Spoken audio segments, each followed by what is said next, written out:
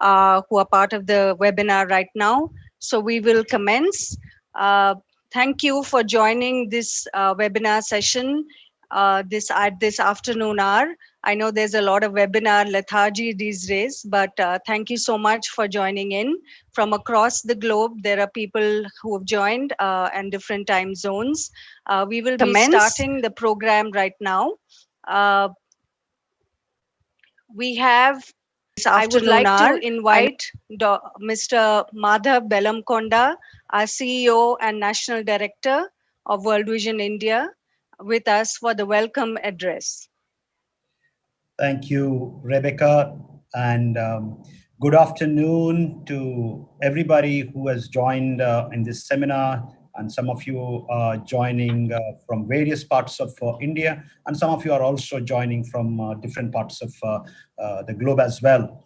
And what a pleasure it is to have all of you and hosting this seminar in this place. Thank you so much. And I want to welcome everyone to this webinar organized by World Vision India on the topic school education in a pandemic, globe as well. And what a pleasure it is to have all. Children are not the face of this pandemic, but they are certainly the victims of this pandemic. And one of the most visible impacts of this pandemic was on children on their education. According to one of the UNICEF's report, 1.5 million schools were closed down, impacting close to 247 million children in the elementary and secondary schools in India. A pandemic also disproportionately impacted children. And there are already 1.6 million out-of-school girls in the age group of 11 to 14. During this pandemic, according to the report, 10 million more girls could potentially be forced to drop out of the secondary schools during this time. And that is a huge number. And these girls, and they're putting them at a risk of early marriage, early pregnancy, poverty, trafficking, and violence. Let me also share with you a story. I met Shanti, a 14-year-old girl, during my visit to a rural town in Alwar in Rajasthan. World Vision India has completed a project of enhancing the infrastructure of the school, a government primary and secondary school in that town, under project Rise Up Daughters of India.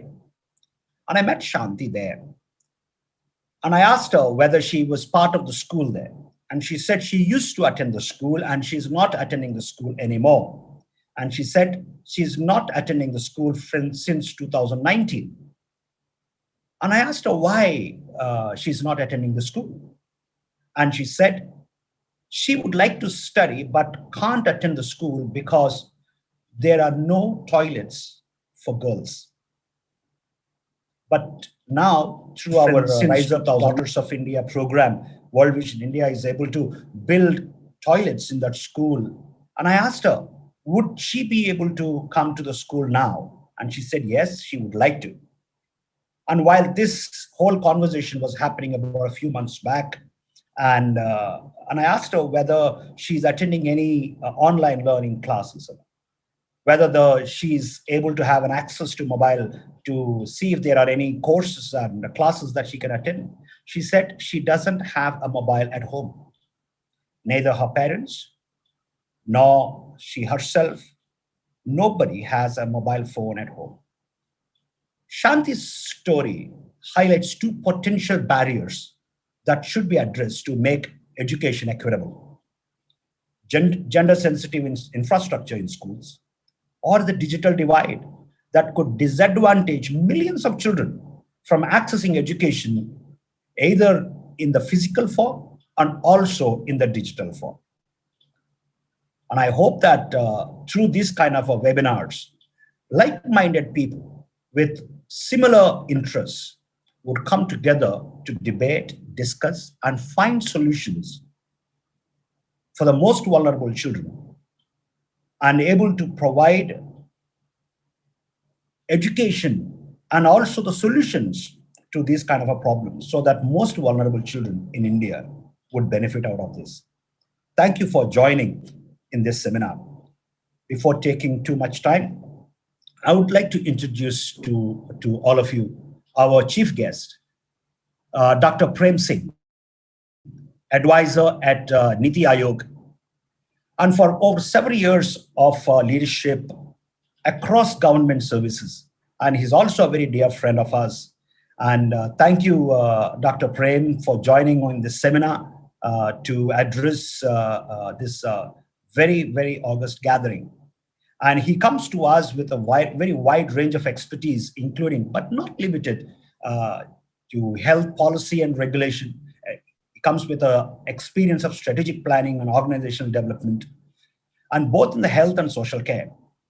And without much ado, I would request Dr. Prem to address the gathering.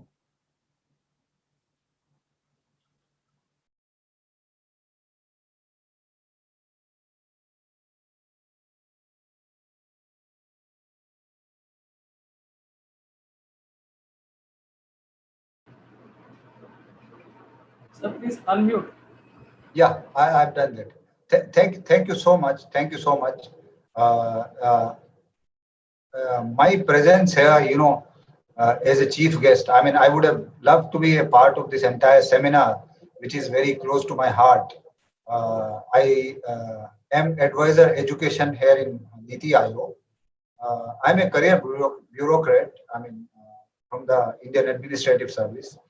However, I have spent most of my time in education sector, starting at the district level, where we, by virtue of our being as a collector of the district or district magistrate, we are also chairperson of district health society. Then I was a project director, state project director for education in my state. Uh, then I did, quite a lot of teaching as a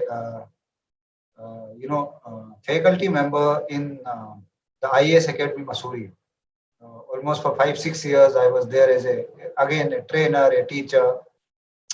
Then currently, I am in Niti Aayog as advisor education.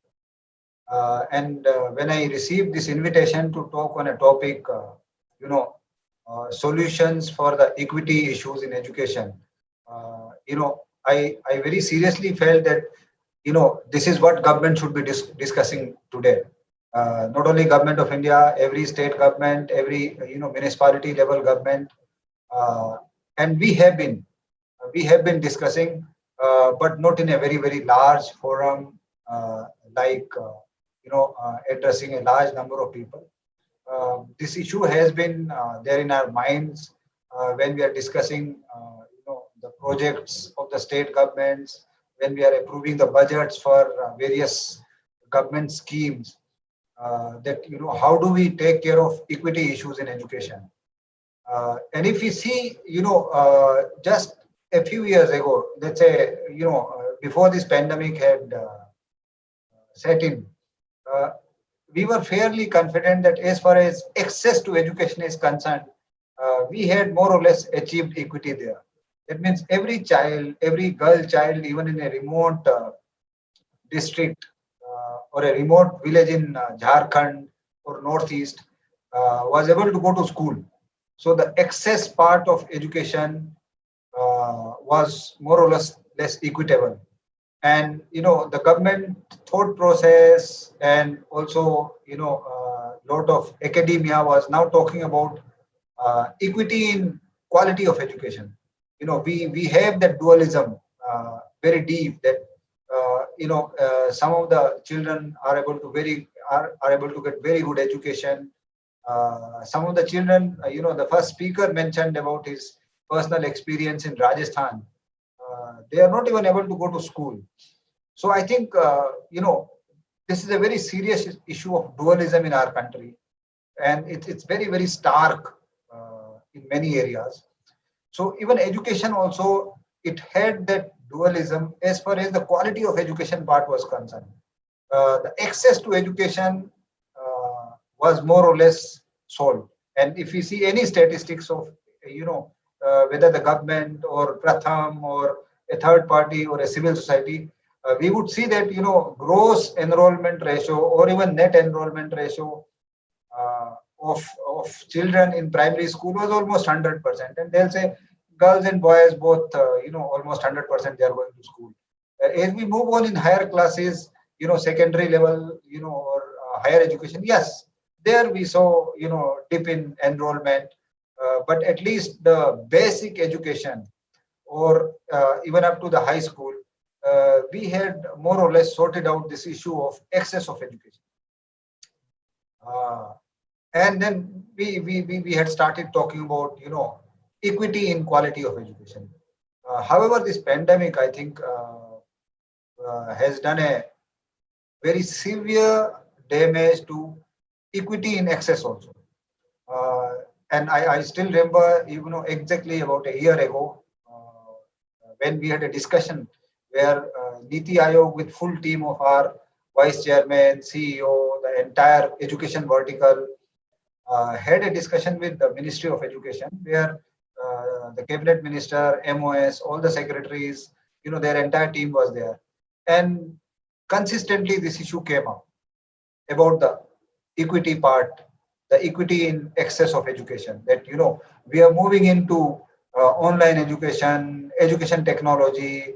We are trying many things when or remote learning, and everyone, both from Niti team and also Ministry of Education team, we were really concerned that how can we ensure that a girl child in a remote tribal district uh, in Chhattisgarh is able to learn something during this pandemic.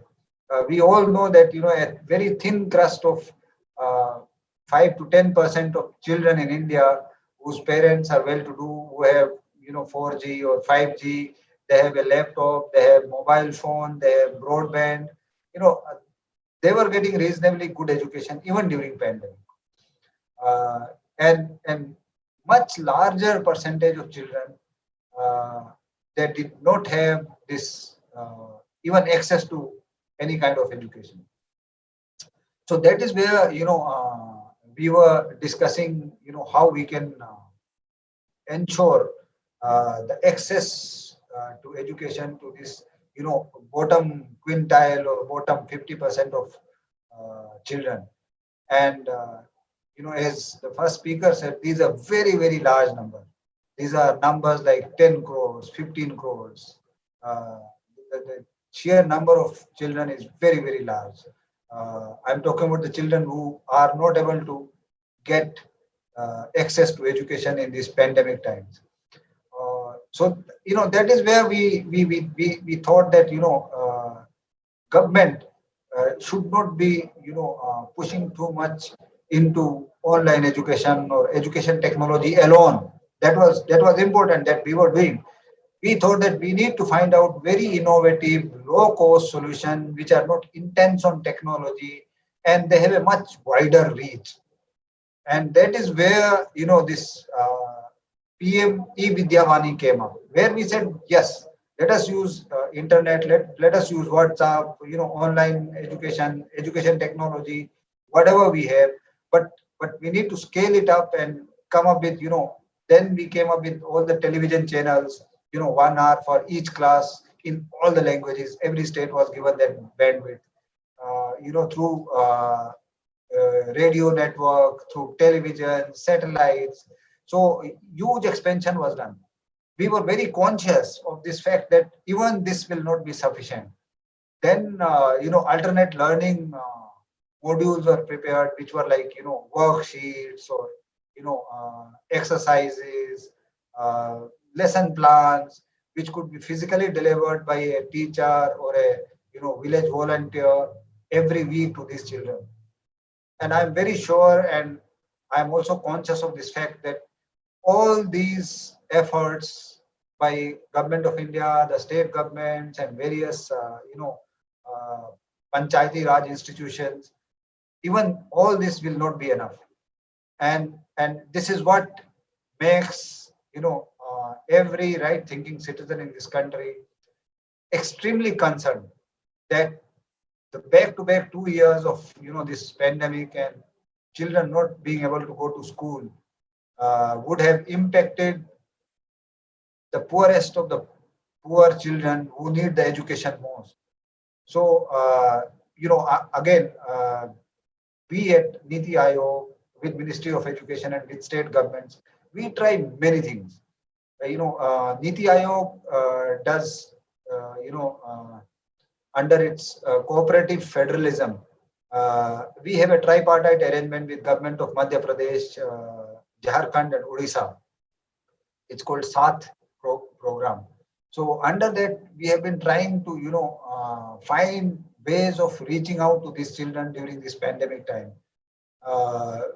We had started many initiatives in Madhya Pradesh.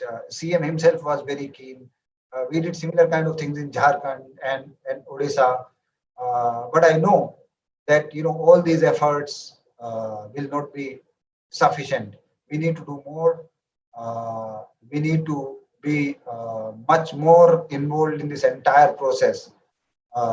I, as a advisor, Niti Aayog, am also in the these committees and these boards of project approval board of these various state governments. And nowadays, for last about 1.5 months, I have been taking part in these project approval boards of various state governments under Samagra Shiksha Abhiyan. And I think one of the first questions and one of the most important discussions that we do is, how are you reaching out to children in this pandemic? What structures, processes, institutional mechanisms have you put? That means the state governments have put to make sure that the children in remote areas are able to get education. And the state governments, I've been listening to state governments from let's say Delhi or Kerala or Himachal or Manipur or Jharkhand. They have been trying their best. Each one based on their own level of development and their level of availability of resources. Each one of them have been trying many things. But we do understand and we appreciate, we also understand and appreciate that this may not be sufficient. So that leaves us with, what more can be done. And I was thinking, when I received this invitation from your side to take part in this webinar, can we ask the private sector to move into this space? So I was thinking, yes, private sector will move in and private sector will definitely help us a lot. But they still will be more interested in, doing things where it is much more easier, like maybe urban areas. They will come up with a lot of, high-tech solutions like online education, ed-tech, lesson plans, WhatsApp groups, and so on and so forth. I fundamentally believe that this is where the governments, both the government of India and state government, need to do much more. And they need to work out with the help of civil society, with the help of Panchayati Raj institution, with the help of communities, and various other stakeholders, of course, which will include teachers and the communities at the grassroots level.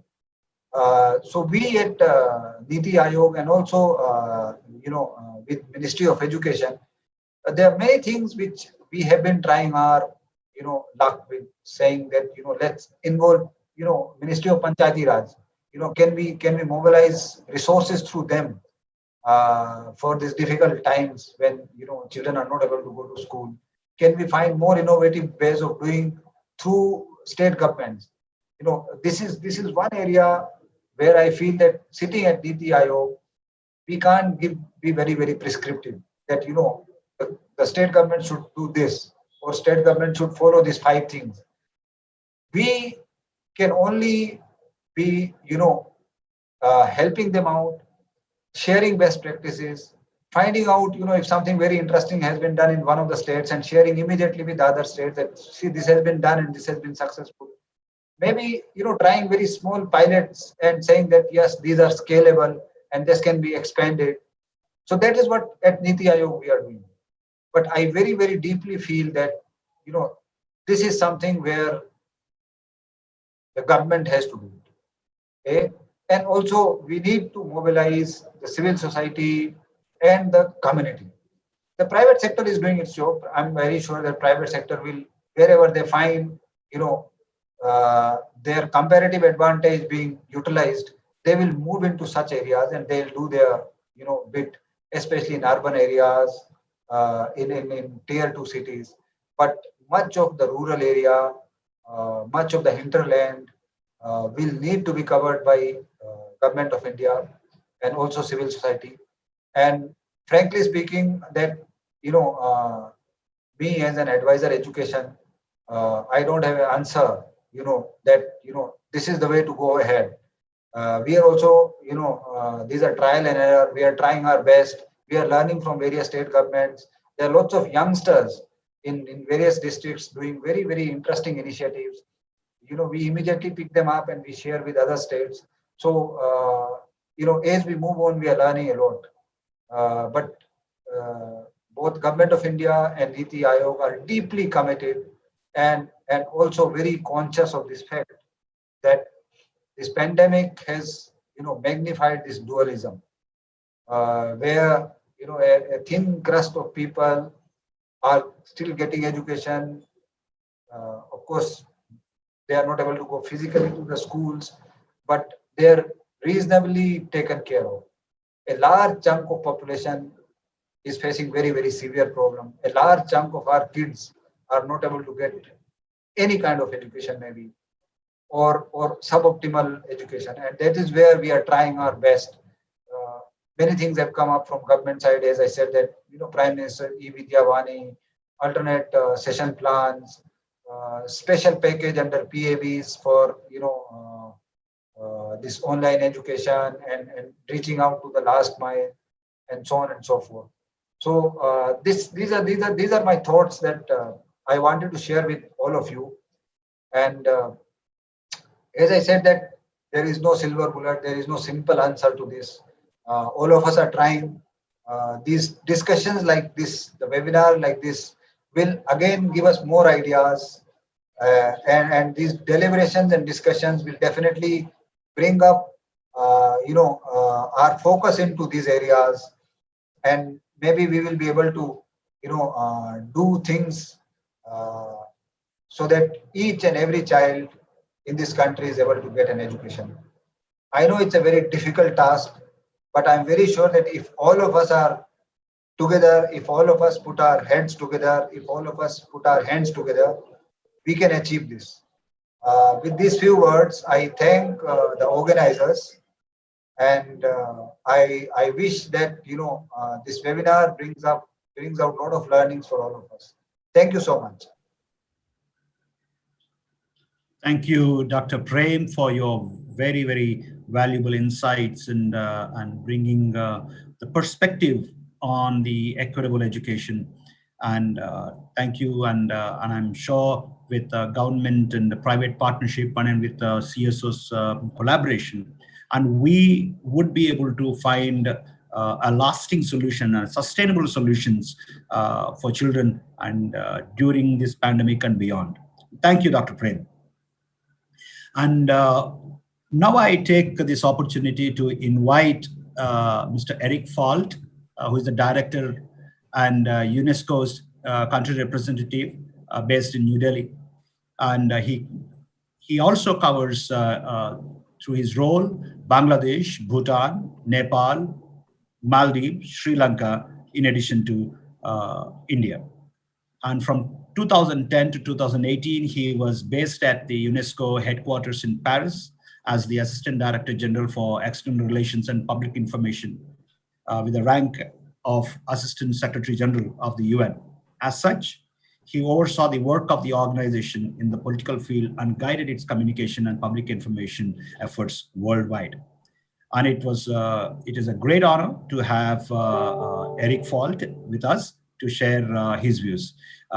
May I invite Eric Falt to address? Thank you. Thank you, Madhav, and good afternoon to everyone. As we all know, since last year, education systems around the world have gone through immense stress. And with the nationwide shutdown of schools, as you've already mentioned, more than 320 million learners have been adversely impacted, which has, of course, and unfortunately further exacerbated the inequalities within the system, the pre-existing inequalities. The COVID-19 crisis has meant limited or no education for many who already experienced barriers in accessing education.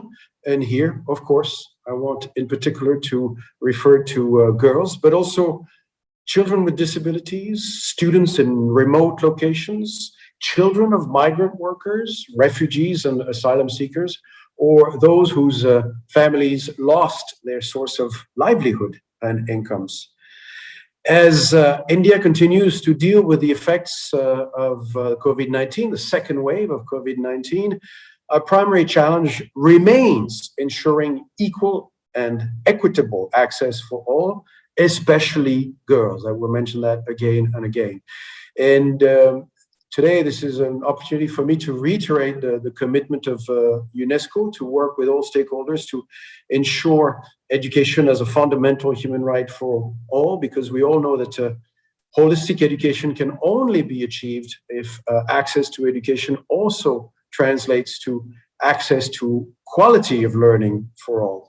It is in times of crisis, such as the one we are going through, that we must reaffirm and double down on our commitments to achieve the sustainable development goals that were adopted by the international community in 2015. Of course, I want to refer here today in particular to SDG 4, which aims specifically to ensure inclusive and equitable quality education and promote lifelong opportunities for all. Of course, I should I will mention challenges, but I also want to mention that there have been a number of very significant advances to girls' education, which have been made in the last few decades with regards to participation in education. And I want to mention specifically the gender parity index in primary and secondary education, which increased from 90 girls enrolled for every 100 boys in 1995, that is not so long ago, to an equal number nowadays globally. There have been, in particular, significant increases in South Asia and in India in particular, which drove this growth, with actually now more girls enrolled in primary and secondary education in the country. But clearly, the present pandemic risks threatening these gains as we face the possibility of several million children permanently dropping out of the system altogether, especially girls. Our current efforts must be focused on addressing these disparities by renewing our commitments to goals and targets that aspire to equity and inclusion within the education sphere. We really must examine potential sources of discrimination also and exclusion from education, such as those involved in teaching practices, teaching and learning materials, but also, and it has been mentioned, issues like water, sanitation and hygiene facilities in schools, and just reform laws and policies. I will go back to that in a moment. Experiences of exclusion and discrimination in education are shaped by many aspects, not just by gender, but also by a combination of political, economic, social, and cultural factors which affect individual opportunities and collective institutions. For example, due to prevailing prejudices, a poor woman from an indigenous community living in a rural area is quite clearly more likely to be disadvantaged than other individuals in the same locality, and that will affect her education. While the effects of what I would call horizontal inequalities are not restricted to the poorest, it is definitely, however, the most disadvantaged people in general who face the most serious impacts on their well-being. Therefore, our understanding of the disparities within the education system must be broadened to look at intersecting inequalities and not to shed light on all of the legal barriers that still hold back the most marginalized. With the shutting down of schools, we also know, all of us, that the learning process has shifted to distance learning, both online and offline. That is also a very important factor contributing to disparities. And we've seen that in order to ensure continuity of learning, teachers have used many new methods, in particular online methods, such as Zoom, as we're doing right now, but also offline methods, such as telephone messages and even phone calls. And while new learning technologies have been crucial in maintaining the country's education system, it has also brought to light several other inequalities within the education system. Poor and economically disadvantaged children have been disproportionately affected by the shift from the in-person teaching to the online teaching that I'm describing. Our colleagues from UNICEF last year published a report called the Remote Learning Reachability Report, which actually indicated that only 24% of households have access to the internet across the country and can use it for educational purposes. And we see that the learning gap is likely to widen across high, middle, and low-income families, as children from economically disadvantaged families cannot access this remote learning. This is a very important issue. And as our own UNESCO research suggests, the problem is not just one of access to the internet, but also the lack of access to a sufficient number of devices within any given family. We know that nearly 40% of the students nowadays indicate that all the school-going children in their home do not have adequate devices to access online classes. In some cases, especially for larger families, this is even more important. Faced with this unprecedented crisis, I also want to underline that India and the government of India have taken many positive steps to tackle education inequality within the country. And here I have to mention the new education policy adopted less than a year ago in 2020. Very important step, which stresses very clearly the importance of an inclusive education and advocates for holistic learning experiences. The new education policy also places a very welcome priority on gender that I really want to welcome and underline. To successfully achieve SDG 4 in education, along with the other education-related SDG, there is a need to build stronger education systems all over the world, in India as elsewhere, which fully and strongly address inequalities by ensuring access to quality education, regardless of a child's gender, economic status, social identity, or any other vulnerability which might restrict their access to quality schooling. And there again, the new national education policy is a great opportunity to do so. The policy clearly recognizes the inequities that affect children and proposes also concrete actions to be taken to understand the barriers that students face and to implement proactive measures ensuring inclusive and equitable participation of children across all levels of school education. In the policy, we know, for example, that schools are expected to define and enforce rules and regulations to ensure privacy, dignity, safety, and access to all school resources. All students are also expected to develop sensitivity and appreciation of the diverse cultures and traditions. A gender inclusion fund will also be implemented. So these are all really groundbreaking measures.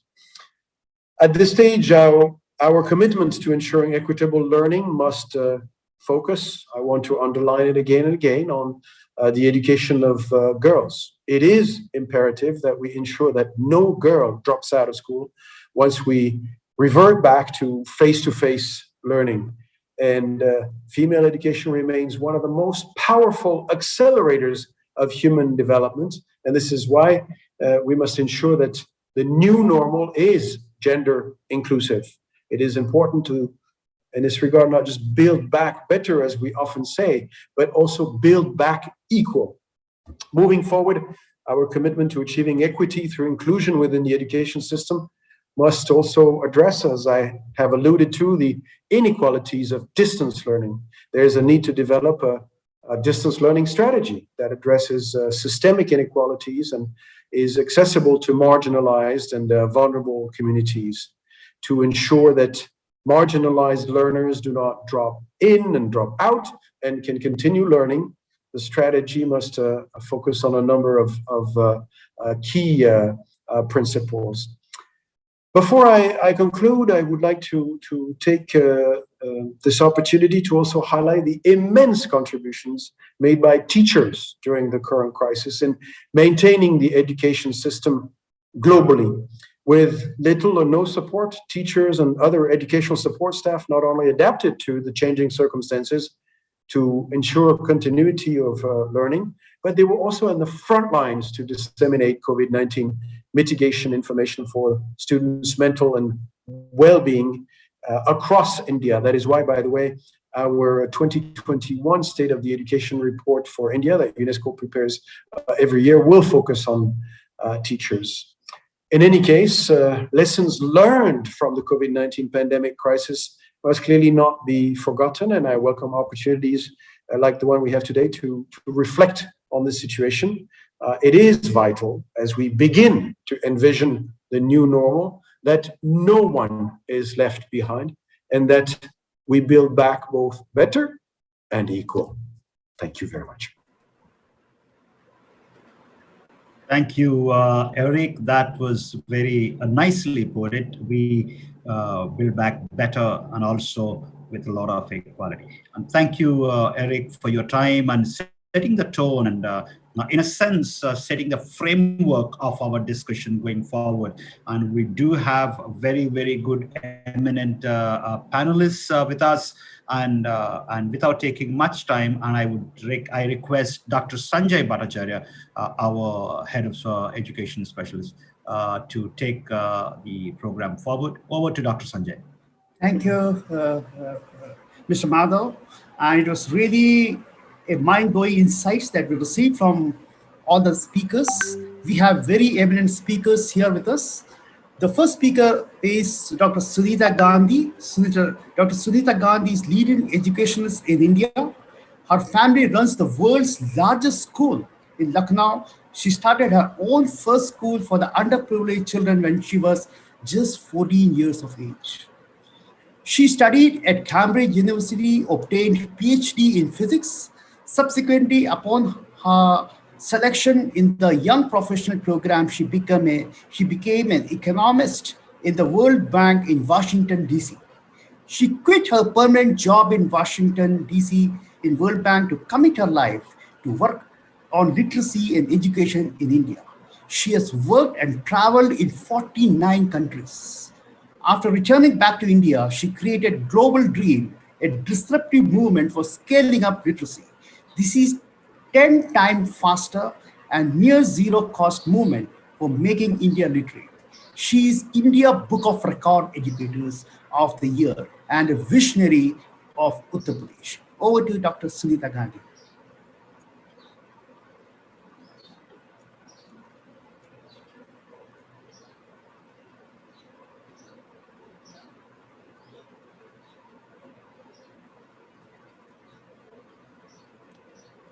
Dr. Gandhi, you can speak.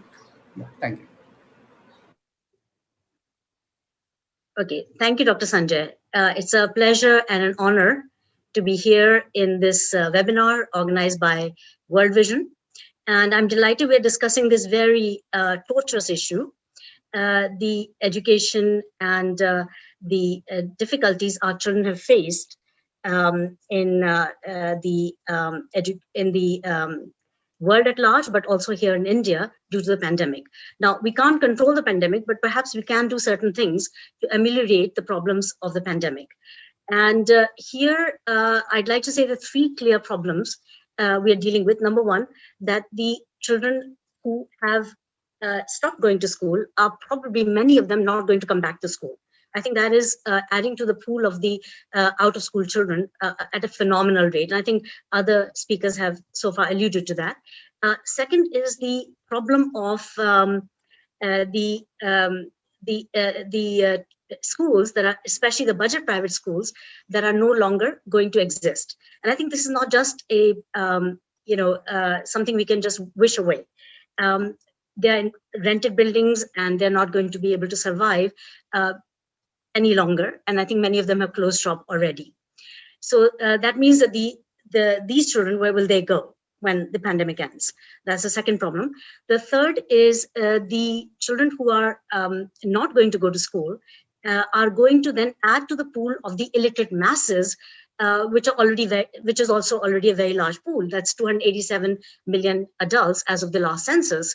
And that means already we have a population 4 times the size of France that is illiterate. We're talking about large magnitudes here.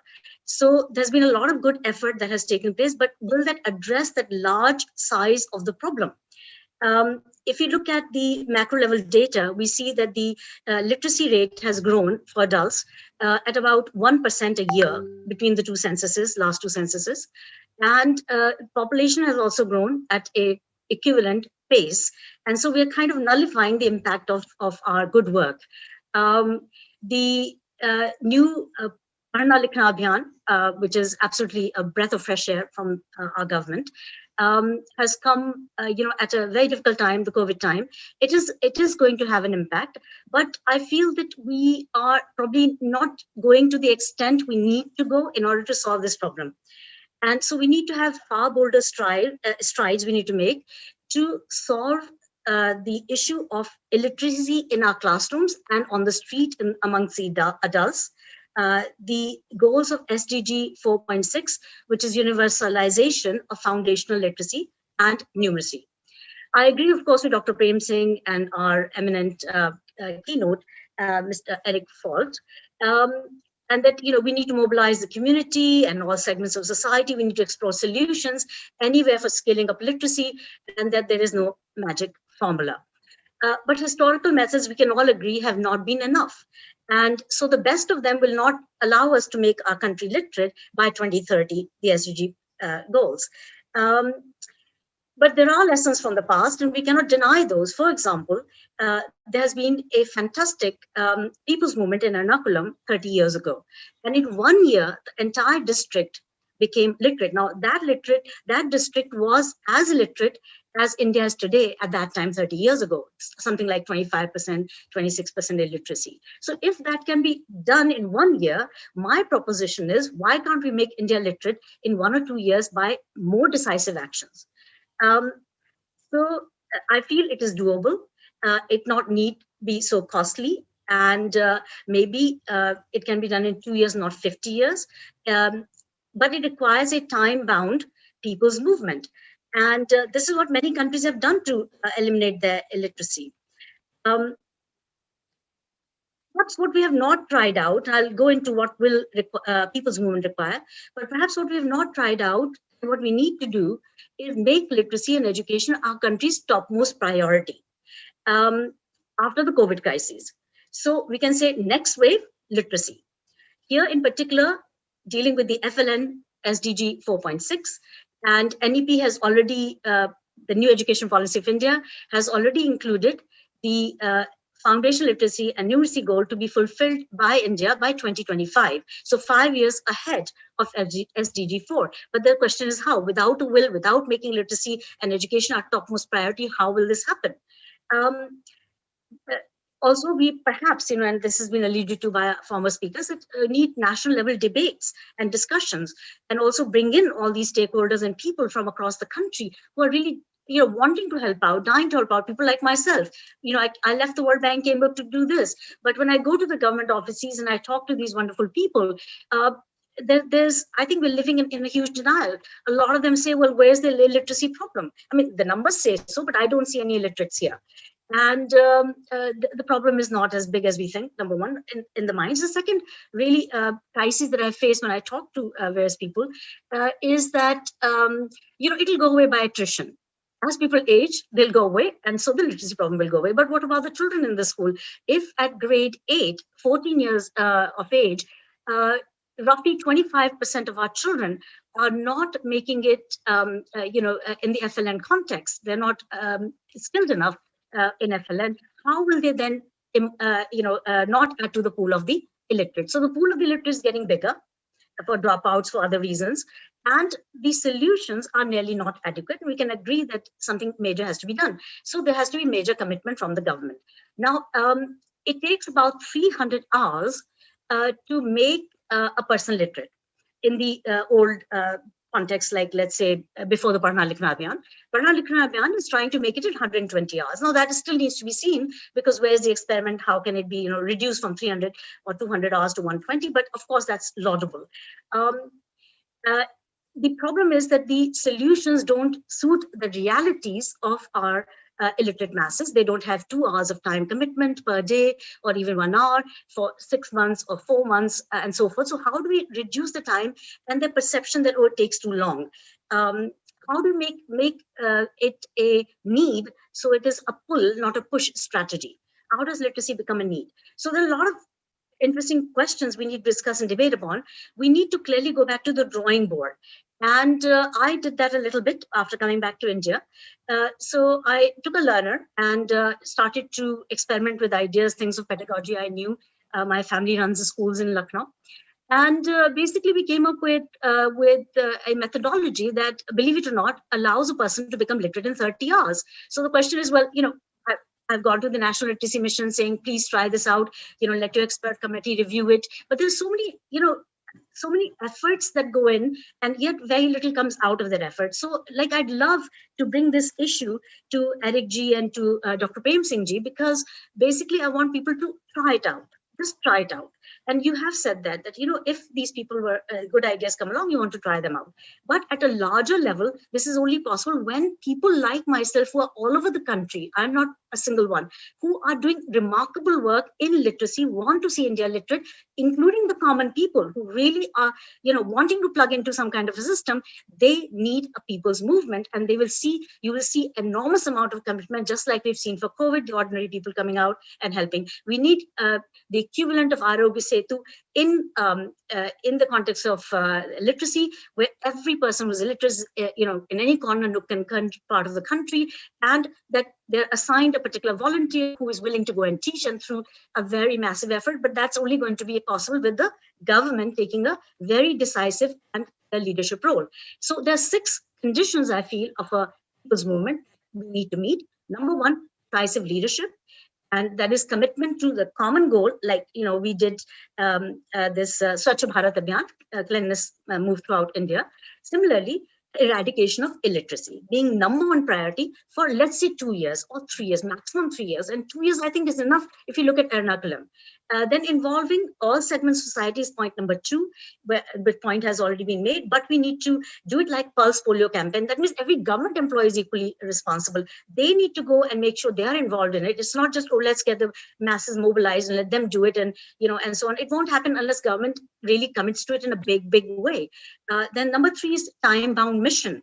So here we basically mean, sustaining of people enthusiasm, Josh, the idea of movements really attract people, and they karma banta hai. People go behind that, and they are enthusiastic, but only for a period of time. So it has to be time-bound, mission-led kind of movement.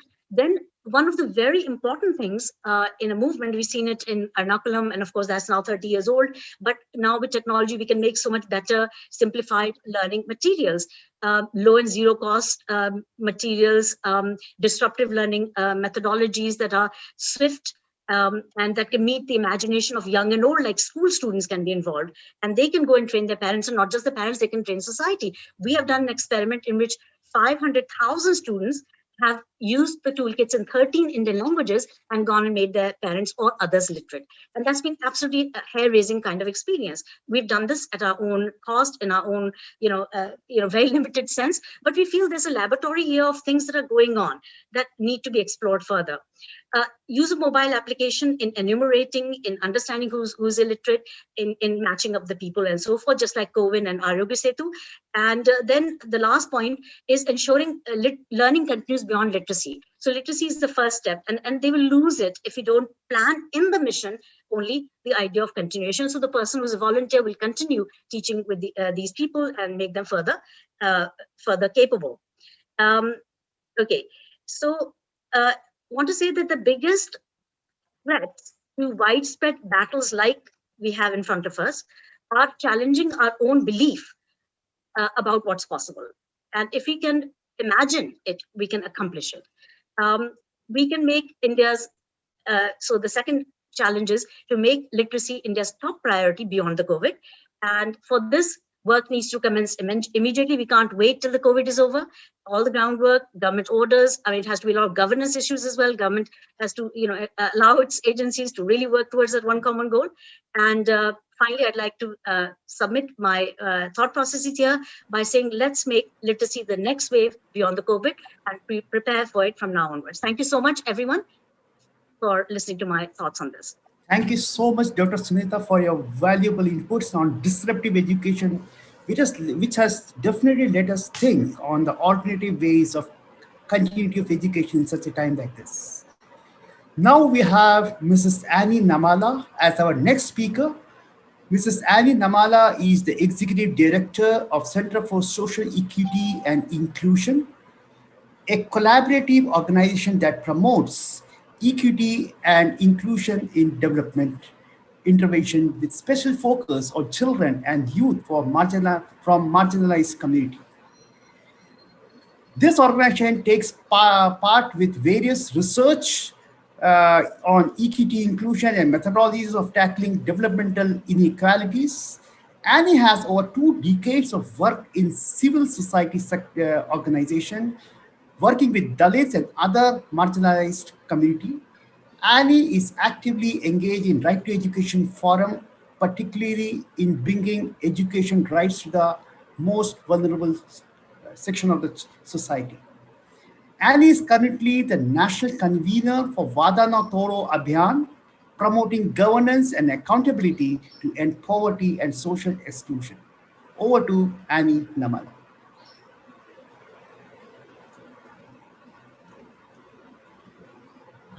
Thank you, Sanjay.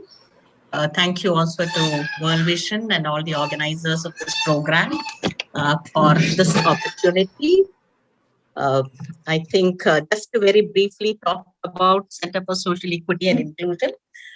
We are a civil society organization focused on the socially excluded communities, particularly on children, youth, and community-led organizations. And education is clearly a focus area for us. We also use the Leave No One Behind principle in the Sustainable Development Goals in looking at disaggregated data and global advocacy. I would like to once again thank you for the concept note that you have put together. I think you've really highlighted all the key concerns and also brought in a lot of strategies. So as Madhav said, I think this is more an opportunity to bring together multiple stakeholders. We've had the government, we've had UNESCO, and we also have an array of speakers, and look forward to really a collaborative effort in addressing this huge challenge that is before us. And I look forward to World Vision with its extensive work to lead also in this collaborative effort. Just very briefly going back, I think over the last year and a half, we've had a number of reports that look at children out of school, school closure, the impact of online education, the issues in terms of child labor, child marriages, violence increased. And I think these have highlighted some of the very tangible and visible impact of school closure and children being out of school. All these reports, I would say, has also looked or taken an effort to look at the marginalized children, children from Dalit and other backward castes, children from tribal communities, Muslim children, children with disabilities, and so many other sections of marginalized children. And I think in all these reports, we have enough data, and even what you have put out adequately shows that all these concerns that we are talking about are most imminent to children from these vulnerable communities. There is no doubt that when Sunita said children are not going to come back to school, it is children from these sections that are not going to come back to school. That there is a learning loss, it is mostly children from these sections that we have a learning loss. So I think in some ways we have enough kind of a data and report on some of the very visible and tangible agendas.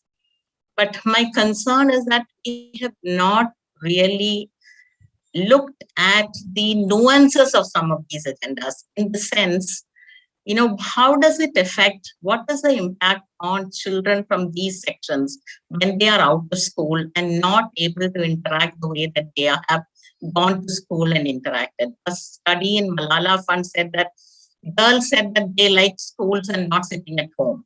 So what is the kind of impact it has on the personality of the child, on the growth of the child, on the needs, aspirations of the child, the mental well-being of the child? How does the child address the issues of being locked up at home, not having peer engagement? So my one concern is the need for us to delve deeper on what it means to be out of school and not having a schooling program.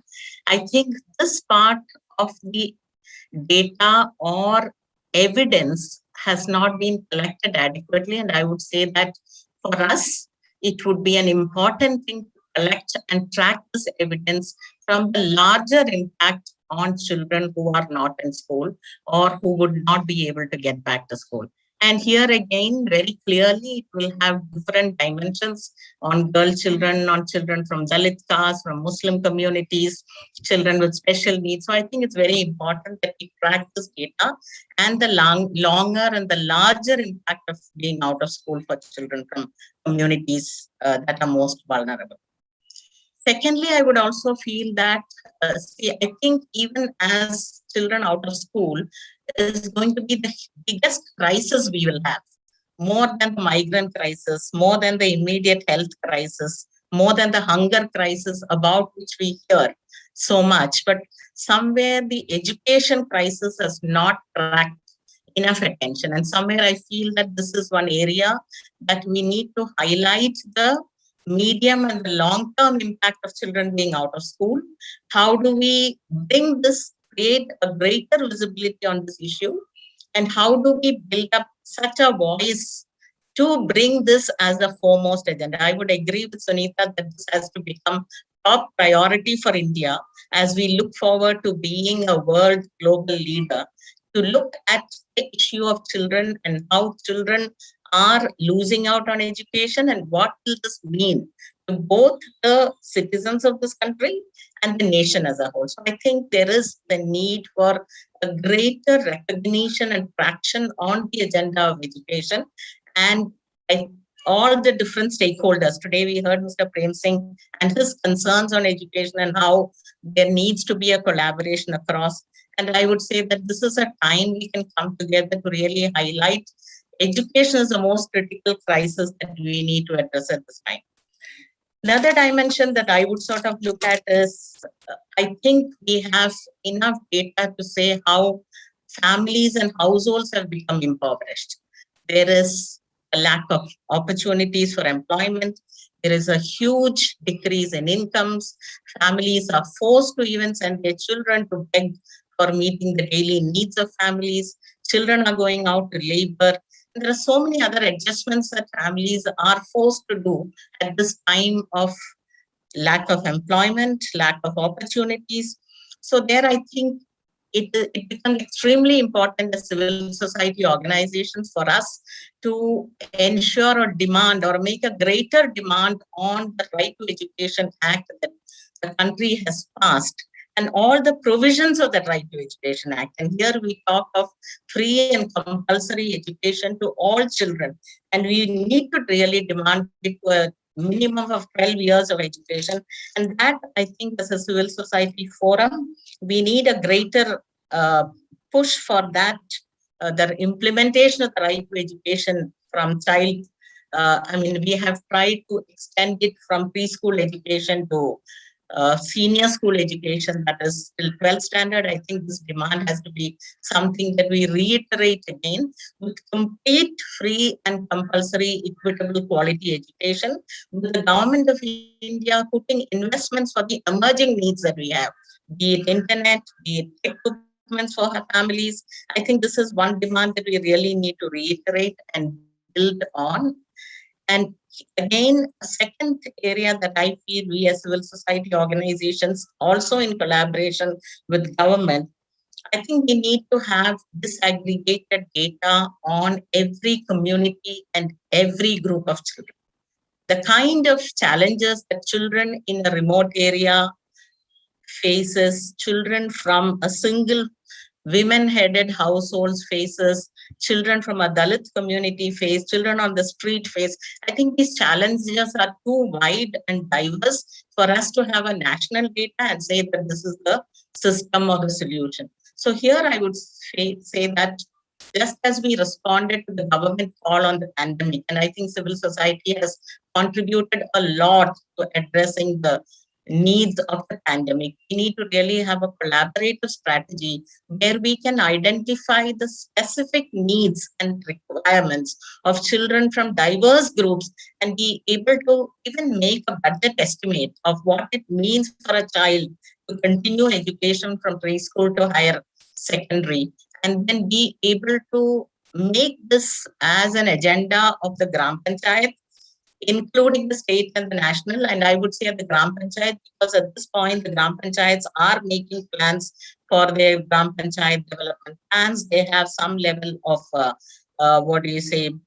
funds that are available for various resources. And I think it has to become a panchayat level or a local level demand for every child to be educated. And the cost for every child to be educated has to be invested and mandated in the development plan of our children.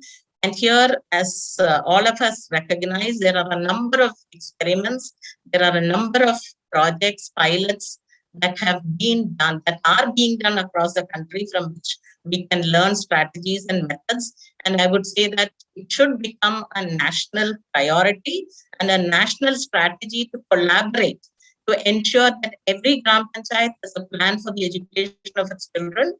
Every urban local body has a plan for the education of its children, and we are able to bring in every methodology and every organization that can work towards on this. So this aggregated data, both on the impact of the COVID, even pre-COVID, there are issues, and the investment that is needed on groups of children becomes extremely important if we are saying that we are meaning that every child will be educated in our country.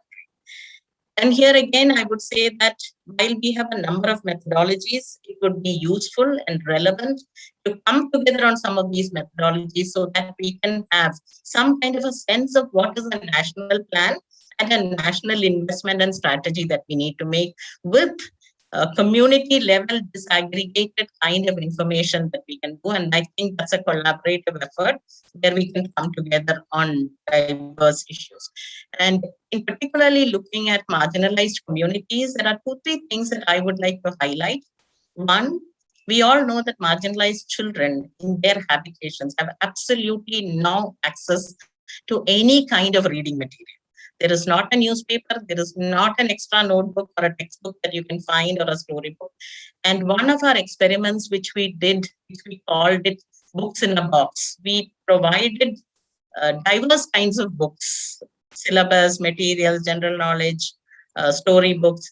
And it was a simple project of providing a number of books, about 100 and odd books in a box to a habitation. And we found immense interest both in children and also in the adults in the community to really see and look at those books and feel that it is a useful thing to be educated. So I feel that it is important for marginalized communities to have access to simple resources which are relevant for their communities, and how can we think of these kinds of resources which communities has. So this was one experiment which we found very, very relevant for vulnerable communities. A second experiment that we found was we had something called the Girls Learning Circles. We know in pandemic, you can't really have people coming from outside, nor is it very desirable, but it's important to build up the leadership and the learning opportunities for girls within communities. So we did an experiment of piloting girls who are a little better educated in their communities to organize learning circles for other girls in their communities. And here again, we found, we had particularly additional modules and materials and all that, and we found it extremely useful. And the girls themselves found it a very empowering process to just organize these sessions in their communities. A third dimension, particularly when it comes to vulnerable communities, I feel is the need to engage the whole community in the whole process of education. It's not something that only children can be organized or initiated into. It takes the whole of the community to really support children to do their education. And there we found that, if you can really bring in some elements where parents are recognized, where community celebrations can be built in, where icons can be celebrated in the community. All this also give a lot of ownership and motivation to communities and parents to really ensure that their children will go back to schools when the schools reopen. So the concern about children from marginalized communities, girls, whether it is children with special needs, is particularly the need to ensure that the community has a learning environment, that the community owns the process, there is enough data on the impact and the investment on these children, and there are, in the pandemic, opportunities for children to continue their learning and not lose out on the learning. All this, I know, are small pilot experiments in different areas, and it needs multiple stakeholders to really come together and build data, to build a pressure. We already have many of those, and I think across the country, we have many experiments. So I really look forward to World Vision and the Niti Aayog, UNESCO, UNICEF, and all other civil society organizations to really come together and consider the out of school children as the most critical crisis we will be running into. And we need to have a national response to this whole process. I'll stop here. Thank you so much for the opportunity and look forward to further collaboration. Thank you. Thank you so much. Much appreciated, Mrs. Sani, for your thoughts on education equity issues. You spoke so well on that. Our last but not the least speaker is Mrs. Alodia Santos. Alodia is a believer that small is beautiful but big is necessary. She has about 20 years of experience in development programming and leadership related to fields of life skill education, financial education, youth entrepreneurship, gender, sexual and reproductive health. In the past 10 years, Alodia has been engaged in international programming and global partnership building with organizations ranging from local NGOs, government, and multilaterals, at the forefront of which championing UNICEF child-friendly school module and social and financial education across different countries and regions. Currently, she is the Technical Director for Education in Technical Service Organization of World Vision International. Now, over to Alodia. Thank you. Thank you so much, Sanjay. I just want to check that you can hear me. Yeah, you're audible. Perfect. Okay, I realize I'm probably the only one who has a PowerPoint presentation, so apologies for those who are tired of seeing PowerPoints. But again, thank you for inviting me. I am indeed, my name is Alodia Santos. I'm the Technical Director for Education of World Vision International's Technical Service Organization. So what that means is that what I'd like to share today is the broad global experience of what different World Vision offices have been doing to ensure continued learning during the pandemic. Now, I should clarify that the topic of equitable or equity in learning is something that we are still aiming to do better at, how to reach the most vulnerable children. And while the most promising practices are found across different offices, we hope that the examples that I will share with you can shed a first light into topics that you might want to be interested in, go deeper in, and support through policy, partnerships, and programming. Just a brief overview for those who may not be familiar. World Vision is as a faith-based, child-focused, and community-empowering organization. We have a variety of education programs. And even though each country has a unique context and focus, in general, we follow an ecosystem approach whose ultimate goal is equipping children with relevant lifelong learnings from early childhood to primary school to adolescence and to youth. So there are programs that support the household and caregivers. And I'm very happy that the role of families and households has been so emphasized by previous speakers. Because they indeed are the first educators that provide safe and stimulating environments for children. We also form partnerships with the formal school system to support teachers in their ability to provide lessons.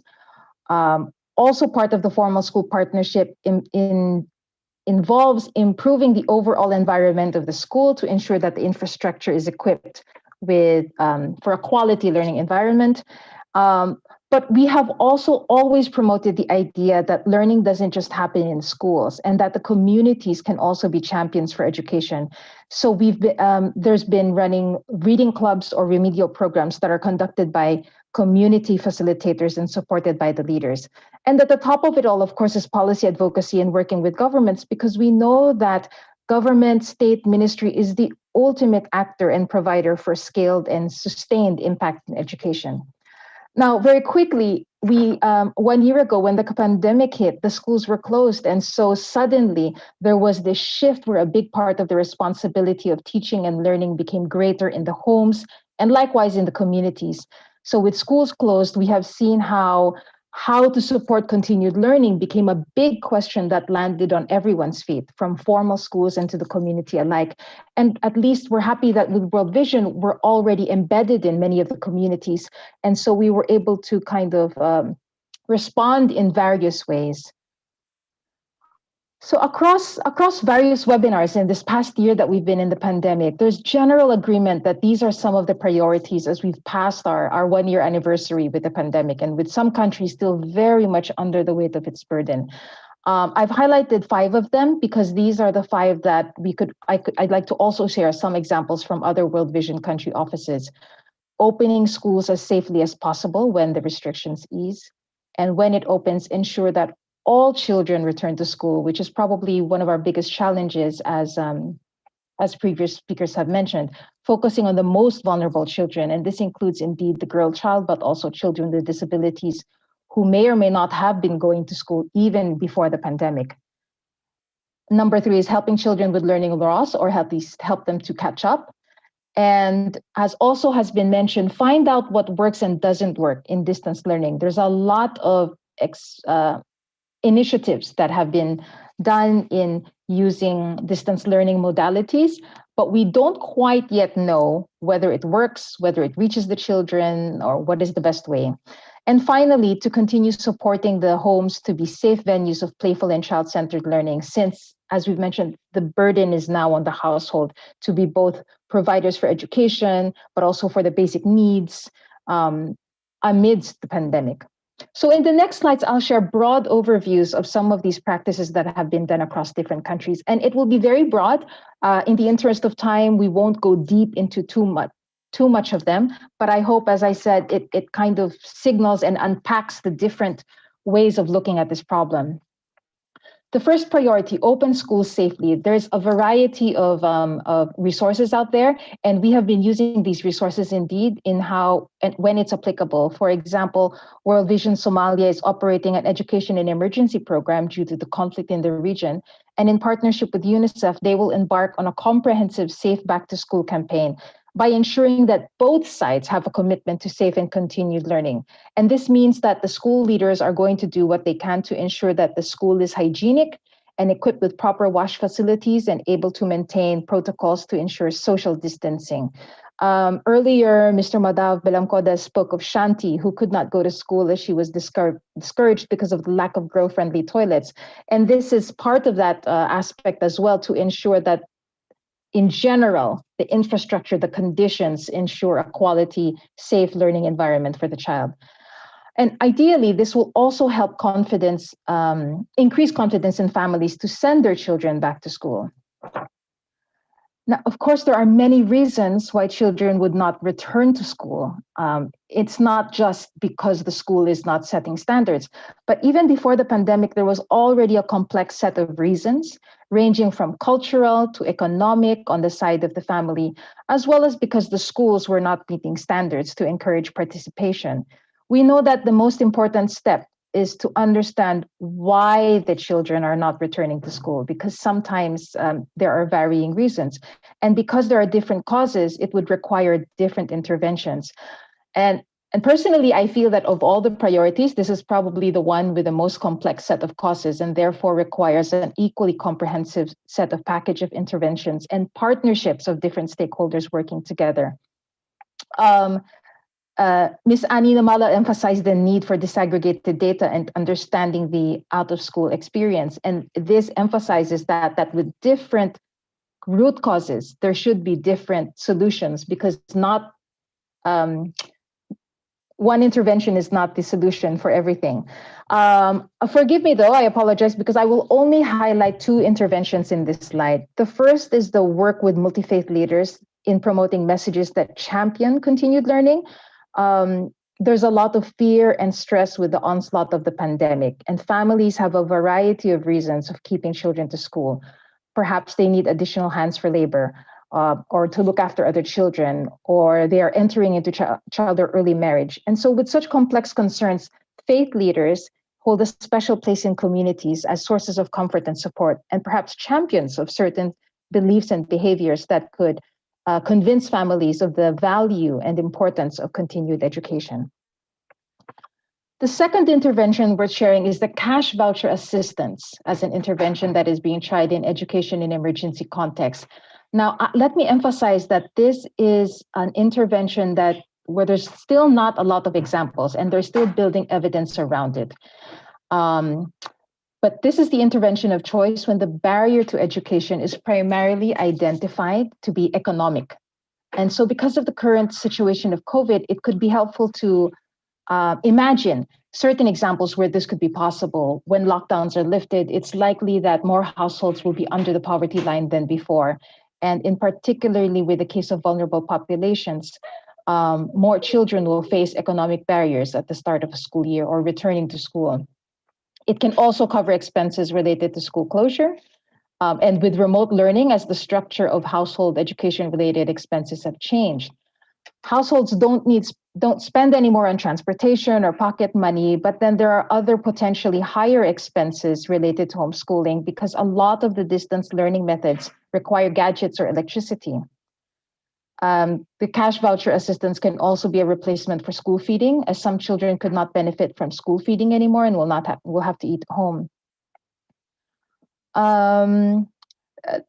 Of course, cash transfers can also cover needs to support teachers because COVID-19 is also putting the public budget under strain, and with the global economic downturn is also damaging to the well-being of businesses and support. So in some countries, contract teachers, substitute teachers, and education support personnel risk losing their contracts and livelihoods. And so this is another opportunity or possibility that could be explored. The third priority is helping children catch up. Much has been discussed already about learning loss. A group called the Accelerated Working Group outlines and distinguishes between different approaches for catching up. Extended instruction time is used when children who have been attending classes simply need a little bit more of instruction time. Catch-up programs are when children have been attending and then have had an unplanned break or pause, like the case in the pandemic, and then they're given a short-term condensed set of lessons that has a finite end. Remedial programs are for children who are in classes or in the lessons, but who are struggling compared to their peers, and so they need remedial support after classes. Accelerated programs are for overage children who need a targeted and condensed lesson to just quickly achieve the basic learning outcomes that may have missed and to kind of become at par with their age level. So I'm giving the example that World Vision India has been running the Remedial Education Center, or REC, even before the pandemic. And so when schools closed, RECs continued when allowed by the community restrictions.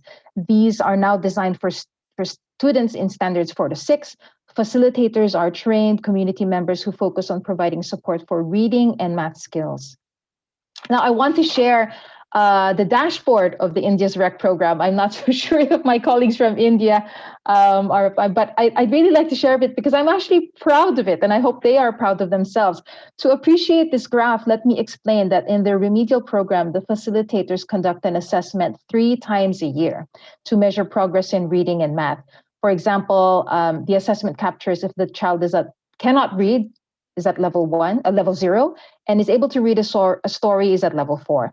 So this data is collected during the pandemic, but of course with things that are happening, even the rec centers have gone through a lock and live scenario. But let me share with you that the top is about proficiency, whether the children have met the expected level, and the bottom is about progress. So even though at the top it shows that there's still a lot of children who are below the expected level, what I'd like to focus on is that the graphs below show that more than 50%, the blue ones, are progressing, are moving from one level to a higher level. So there is progress. In a pandemic, there is progress. And I should also emphasize, I think someone had mentioned in the chat group as well, that in addition to the learning outcomes that we're seeing, there is also continued engagement with children, and having fun learning spaces provide an immeasurable source of social emotional support for children. The 4th priority is exploring what works in distance learning. I'm not going to overwhelm you with and read out the graph, but I just want to share that this left graph is a decision tree that came out of one of the Asian countries. So as you can see, there's a variety of factors. Do you have electricity? Do you have a gadget? Is there someone who can help you? And then the bottom row kind of provides the different modalities, from face-to-face learning, if it's possible, to online, to home-based, to radio, to TV, and even homeschooling. The graph on the right is the result of a survey by UNICEF on what percentage of countries were using the different modalities. In general, there's a main agreement that a hybrid or a combination of different delivery channels is best, given the fact that most children don't have access to internet or even electricity, which is needed for radio and TV. And notice that only 7% of the governments that were part of the survey included home visits in their modalities. And in our work in NGOs, we know that this is probably among the powerful ways of reaching families and helping families. Of course, again, in the pandemic, home visits are subject to the restrictions depending on the rise of cases in their areas. So now, looking at a few examples of modalities that's been explored across different countries, World Vision India, they had the REC program, and when restrictions became stricter, turned it into a home-based REC program so that the facilitators then end up doing the home visits and providing them with worksheets. They entered a partnership with HP Print Learning Center to enable the downloading and printing of worksheets. World Vision Zimbabwe partnered with Viamo to provide a mobile-based learning platform for primary and secondary school children. And of course, all the content was done in partnership with the Ministry of Education to ensure that it was aligned. DR Congo supported the development of radio and television education shows in their areas as well. Niger, as I mentioned, World Vision also has a very strong focus on literacy. And so part of the community complementary activities we do is running reading clubs. And so when the schools closed and they adjusted their reading club standards, increased their reading clubs, and also increased the sessions per week in order to continue the reading clubs, but still meet the restrictions of COVID-19.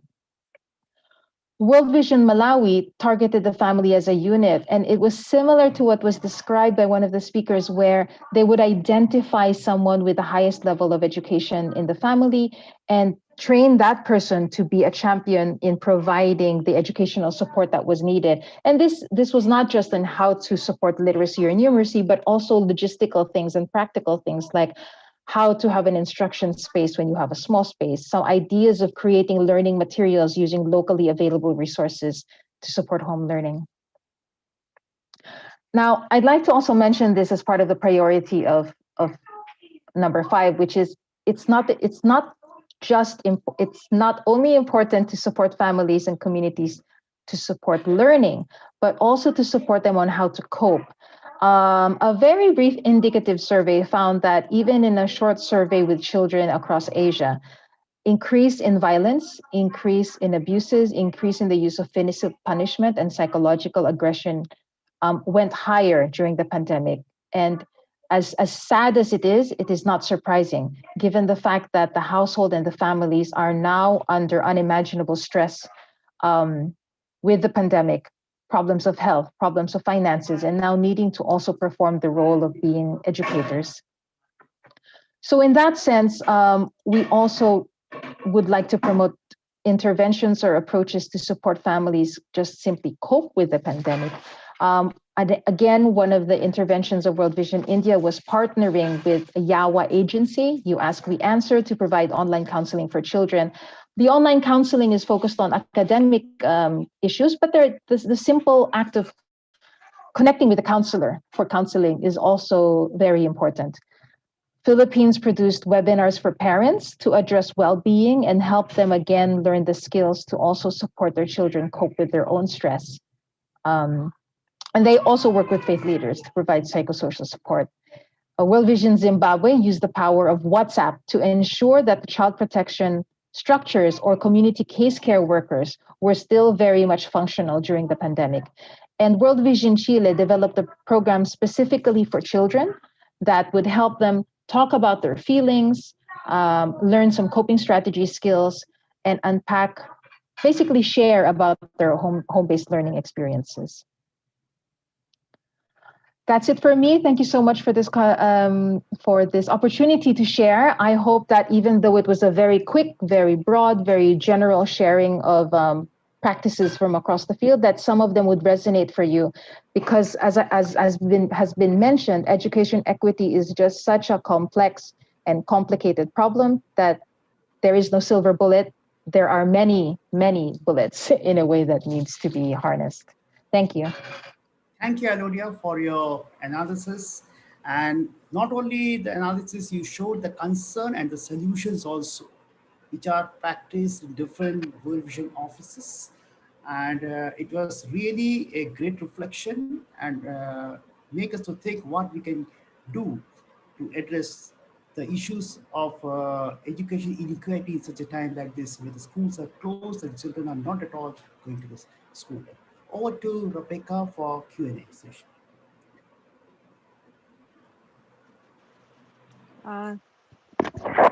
Thank you, Sanjay. We will now have the question and answer session. Thank you to all the speakers for a very insightful and a very rich learning that we all had. We will move to the question and answer session. Some of the questions have already been answered, but some of them are open over here. And we will also open the floor for 2 or 3 comments from senior people. So I will request that you, if you have any specific question for any specific speaker, you would put that question on the chat and then we can take it to the speaker. And apart from that, some of the open questions, Sanjay, I will just talk of, which have been listed here. So one of them was, thank you for sharing the challenges and actions being taken to support education that has been disrupted. May I ask the speakers, given that social interaction and peer learning is also important for development of a child, if there are examples where these aspects have been maintained during the pandemic crisis at face-to-face level? May I request Dr. Sunita Gandhi to please respond to this query of Mr. Piyush Tiwari? Ji, sir, of course. Okay. I'd like to say that, look, the new education policy has a lot of new and amazing number of provisions. For example, children have to make a portfolio. There's a lot of social interaction. But yes, during the pandemic, I think more or less pre-primary to class 8 has been off limits in terms of physical interactions, and social development happens more in that context. That's all I have to say. Thank you. Thank you, ma'am. There's another question from Rajiv Roy, which says children with disabilities are particularly vulnerable when it comes to access to education. The access to education system itself is a tough one for this group. Online or digital learning seems to be a designed tool to exclude them further from education. Has there been any examples of making the online education inclusive, especially for deaf children?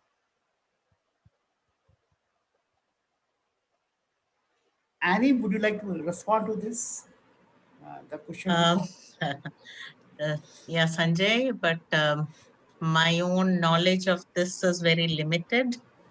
So I'm really not equipped enough to have experiences of such examples. I'm sure organizations that have been working with children with disabilities would have evolved some methodologies, but unfortunately, I don't have knowledge on that. So maybe someone else can come in who has more information. To the earlier speaker, I would just like to say that while Sunita said that schools have not been open, but I think a lot of civil society organizations have provided the basic COVID appropriate behavior and organized learning circles, some level of children coming together, youth coming together. So I think there at the rural and the community level, there has been some examples of some level of continued interface on a face-to-face level with certain appropriate behaviors. So I would say that there has been some levels of that. But as far as children with hearing and speech impairment, I really don't. I'm sorry, I don't have the information, Sanjay. Thank you, Annie, because that is Dr. always a Sanjay, challenge. I can have a try with that. Sure, please. But I apologize because once again, my example is more from the global perspective and not specific in India. But I wrote in the chat in the response that there is an initiative by one of our colleagues in World Vision US called All Children Reading, and what it is that it's a challenge. It's a grant-giving challenge that collects and encourages and promotes innovation in technology for children with disabilities.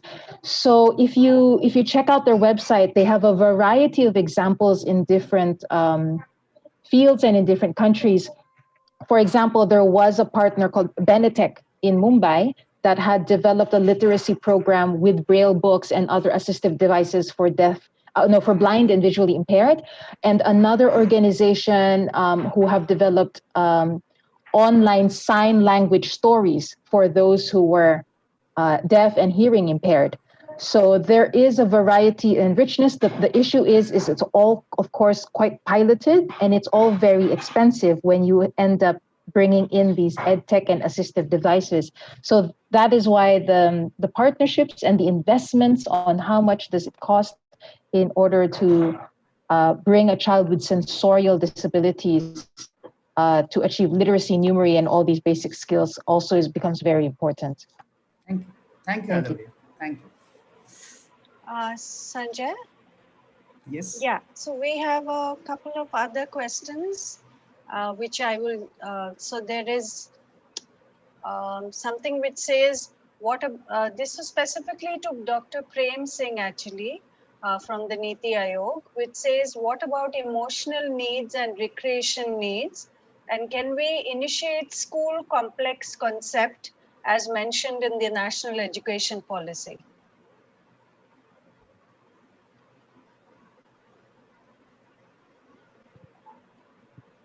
Yeah, so this issue of recreation and emotional bonding, these are very critical needs, especially at that level of a child's development. However, I mean, all of us know that these are very difficult to do. I mean, during the pandemic, I don't think it is given the complexity, it has an easy answer. In spite of that, I think there are small groups which have been formed in terms of, within the villages, children themselves, some, a volunteer trying to help them, keeping in touch with these children. A very specific case, during pandemic, Niti Aayog had started in one of the aspirational districts called Surakshit Dada Dada Nana Nani program. That was for, the emotional connect with the older people, because the first wave was affecting lots of old people. Then we said that why can't we do this similar thing for the kids also? So a large number of volunteers in each district, we asked them to get in touch with this, especially the girls who are not able to go to school, talk to them, motivate them, and so on and so forth. So there have been some initiatives which have been started, but yes, I do agree that during the pandemic, the kids had to take a huge toll on their emotional and social development. That is an accepted fact, and that is something which we have been trying to do our best, but I'm sure that it's not How an did it go? easy. Strict kind of webinar style. We can't see it. Anyway, So this Here was was one. except This was one. Second is about the school how did complex. it, how was it? Clear good. or very fast? Second question was on the school complexes under NEP. Yes, I mean, I think this is one thing which after the pandemic it will work, not right now. All the states they are trying to, because most of the states they don't have, the quality of education is going down for various reasons, and one of the reasons they are saying that every a large number of schools are single teacher. A single teacher has to teach class 1 to class 5. And the number of children is very small. Let's say in each class, 2 or 3. So many states have been coming up with this concept of, physical or functional merging of the schools, uh, having a larger school complex with much more intense resources. You'll have more teachers, more resources in these schools. Exemplar schools or model schools. So a larger school complex, is one thing which NEP has been trying, and many states on their own they have started. Ek Pathshala, Ek Parisar in Madhya Pradesh. In Punjab, they are doing a lot of this uh, rationalization of schools, so that you have teachers for every class, you have more number of students, and learning goes on. But all those things will be after the pandemic. And frankly speaking, if you ask me that, in the current context during the pandemic, uh, are we able to take care of the emotional and social needs of the children? I would say very little. It's very little. The system or the government can do very little. So we need this, panchayati raj institutions, communities, civil society, the parents, who need to fill in this gap during these difficult times.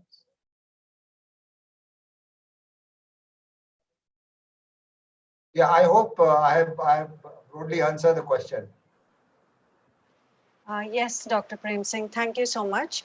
I think you did answer it. I have just, because we have a couple of other, we have one or two speakers, senior eminent people. So I will take just one more question. I'm, I'm just reading that out. Are there any experiments wherein education needs for children outside the school and livelihood opportunities for youth can be married? In the current scenario, we would need more education in the communities to ensure no child is left out.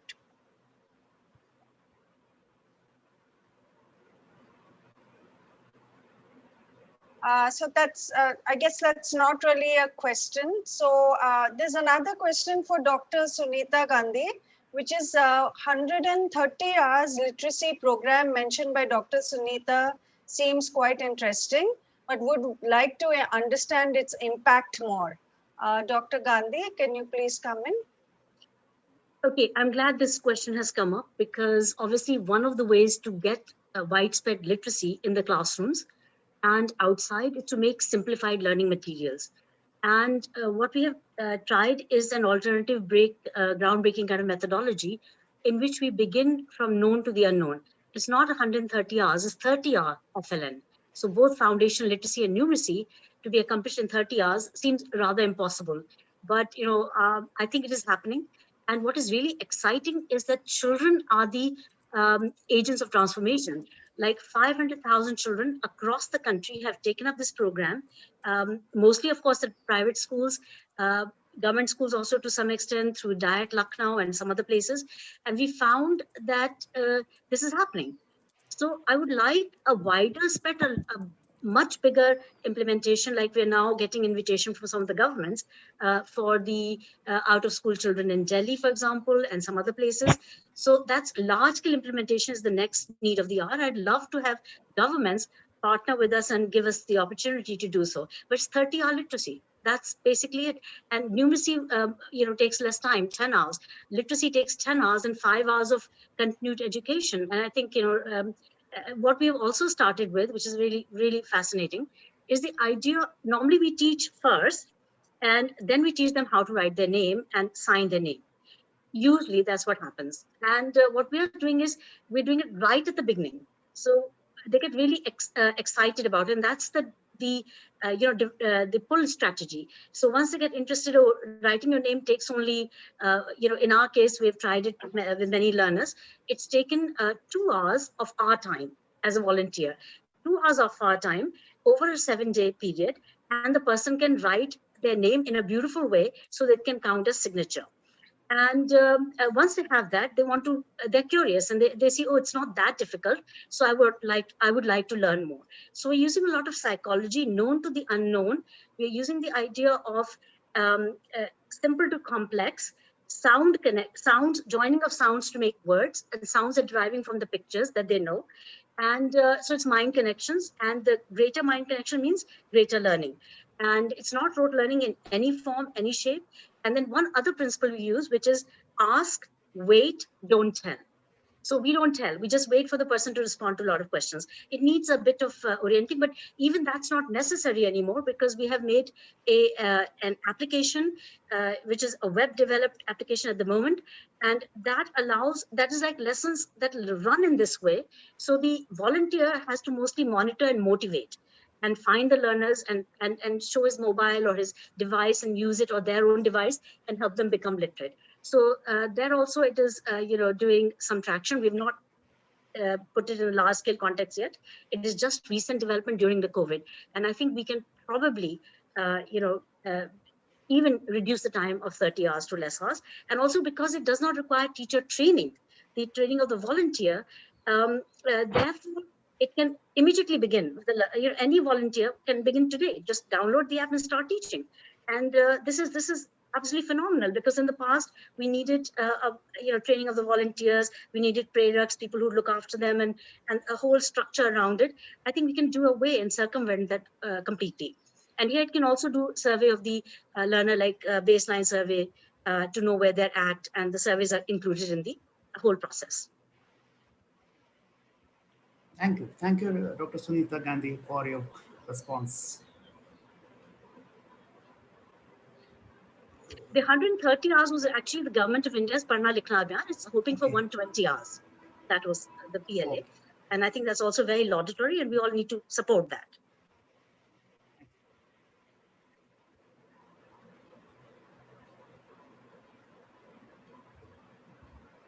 Now we have Dr. Sanjay Bhatt. If he's there as an attendee, we'd like to speak. We'd like to hear from him for 5 minutes on disruptive education.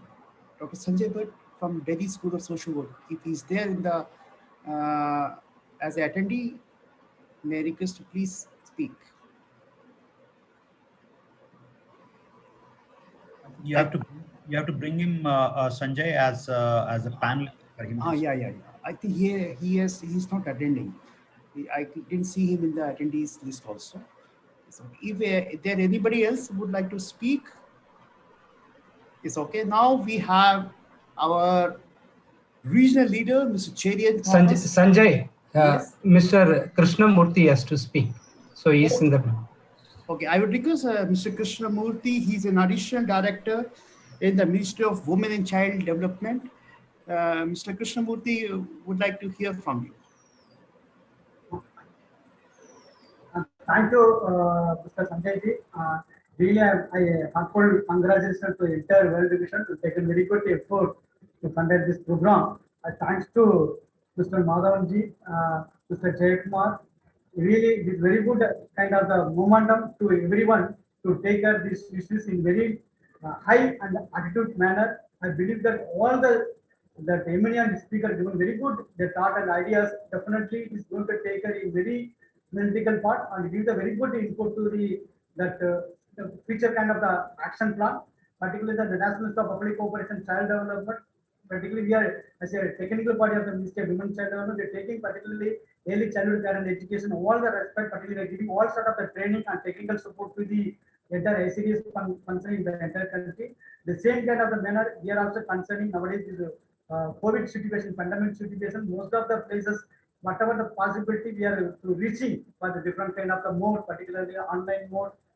The same kind of the concerning from whatever I listen from this your entire this discussion definitely will take it for the further action. In future, anything we need definitely will take as a support from the World Division. In second, best wishes and congratulations to all of you. Thank you so much.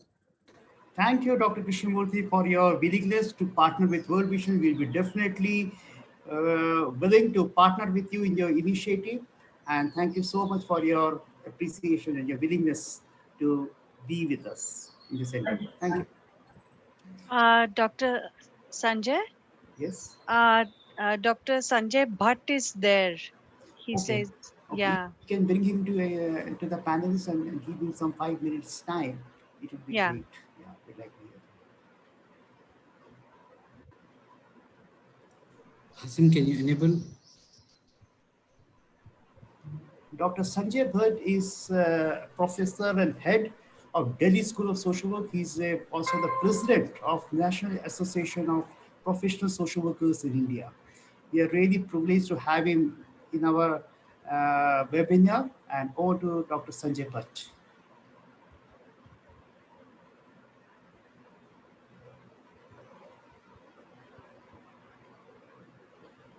Did we add him, Rebecca, to the panelist? I'm not sure. Yeah, unless we Hasim. add the panelist, he would not be. Yeah. We have to add him as a panelist, that only he will be able to speak, I think.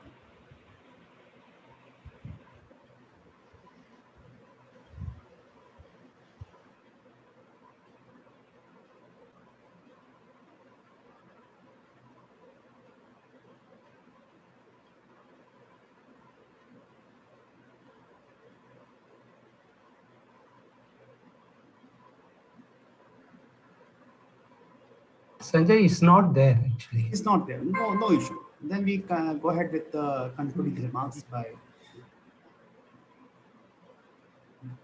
Shall we proceed? Okay. We'll go ahead with the concluding remarks. We have Mr. Cherian Thomas, who is the regional leader for South Asia and Pacific, World Vision International. And we are really privileged to have him here. Welcome you, Mr. Cherian. And over to you for the concluding remarks. Yeah. Thank you so much, Sanjay. And I'm glad that World Vision India has organized this webinar on a very, very critical area, which is once again an area which we are struggling with, which is the area of access. We all know how in the pre-COVID era, if I were to use that term, access was to a large extent the problem was mitigated, because the Right to Education Act has had actually ensured in terms of enrollment such a rapid rise in the enrollment of schools that even what are considered as states which could catch up saw very, very high levels of enrollment. And I think the midday meal program was one of the key reasons why we saw enrollment increase. And then of course the struggle for us then at that point in time was the whole issue of is there an audio disturbance? I don't think it's at my end. Yeah. Now it is okay.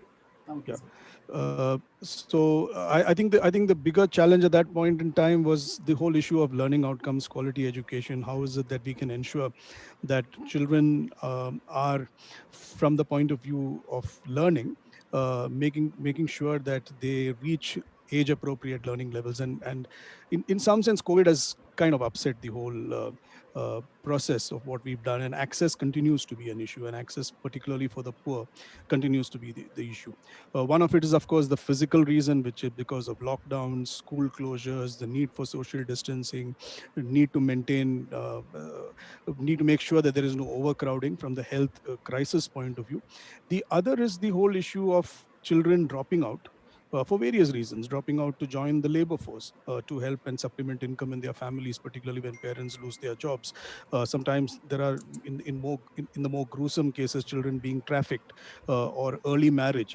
These are all things that we have seen happen during the pandemic. And again, it results in lack of access of education for children.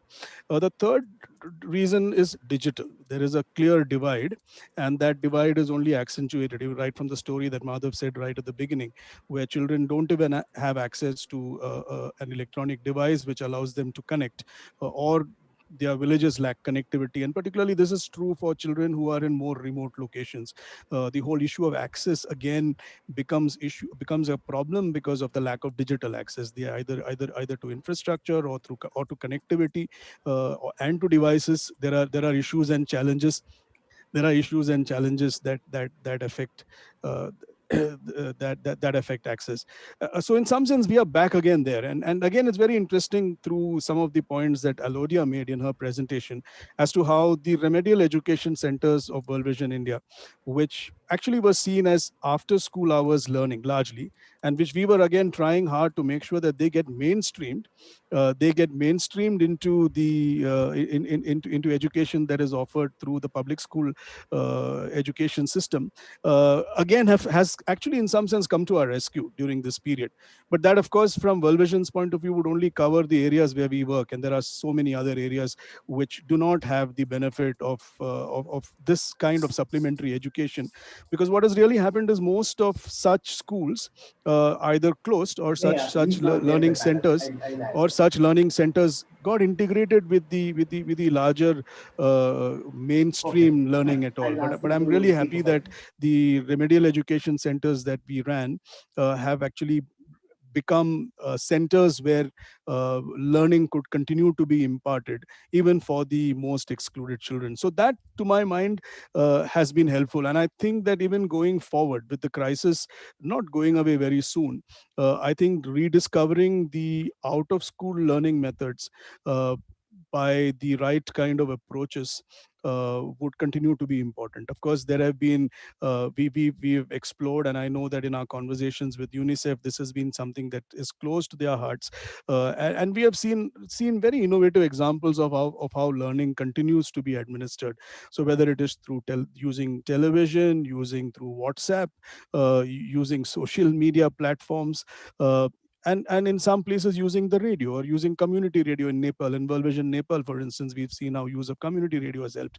And I know that World Vision India itself was trying to see whether access to very low cost digital devices would be possible, tying up with a large telecom company to make this possible. That was one of the projects that we were certainly looking at. But I do think that this is therefore something that would occupy our minds. And I'm glad that Prem was very, very honest in saying that, look, we don't have all the answers now. We don't have all the solutions now. So I just think that we would have to go through this process, learn through this process, and hopefully find solutions that ultimately end up being scalable. Because what works as a pilot, when we look at the large need in this country, may not really be adequate. And I think that is what would need to be done. And clearly there have been some very useful points made by the speakers also in the questions that have come, of thinking for a post-COVID era. What does it mean for children? How do we help them to catch up? What does it mean in terms of their own emotional development?